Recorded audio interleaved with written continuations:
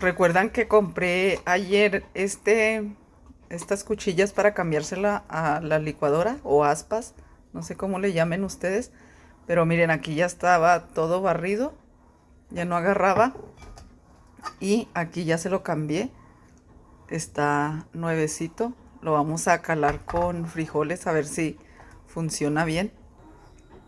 Es que le estaba echando hielo, hice muchas margaritas en este verano, así que se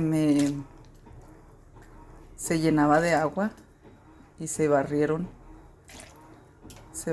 el anillito ese.